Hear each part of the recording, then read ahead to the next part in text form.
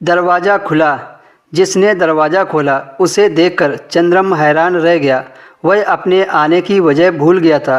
वह उसे ही देखता रह गया जिसने दरवाज़ा खोला था। दरवाज़ा खोलने वाली नींद में उठकर आई थी। आंखों में नींद की खुमारी थी।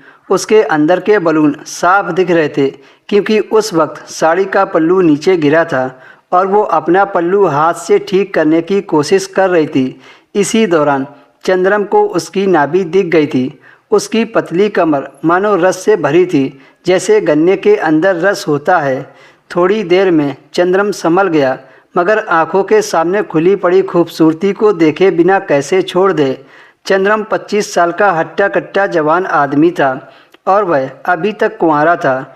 उसके दिल में गुदगुदी सी पैदा हुई।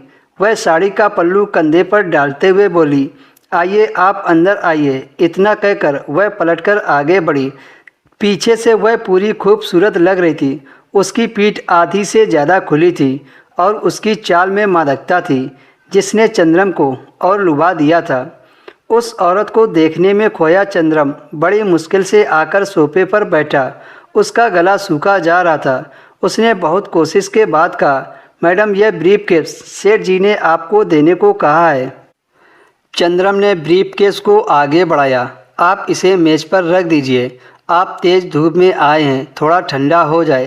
कहते हुए वह बगल वाले कमरे में गई और कुछ देर बाद पानी की बोतल और 2 कोल्ड ड्रिंक लेकर आ गई और चंद्रम के सामने वाले सोफे पर बैठ गई।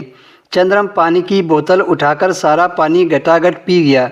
वह औरत कोल्ड ड्रिंक की बोतल खोलने के लिए मेज के नीचे रखे ओपनर को लेने के लिए झुकी तो फिर से उसका पल्लू नीचे गिर गया और फिर से उभार दिख गए।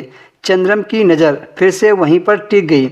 उस औरत ने ओपनर से कोल्ड ड्रिंक खोली और पाइप डालकर चंद्रम की ओर कोल्ड ड्रिंक बढ़ा दी।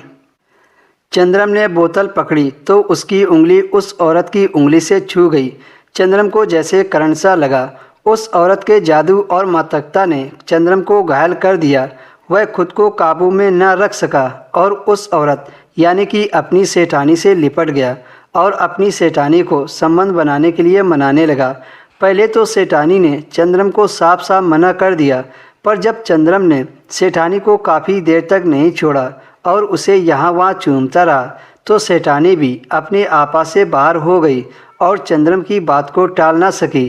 फिर चंद्रम सेठानी को बेड पर ले गया और उसके साथ हम बिस्तरी की। सेठानी भी चंद्रम से खुश हो गई थी क्योंकि आज तक सेठ ने कभी भी ऐसे खुश नहीं किया था।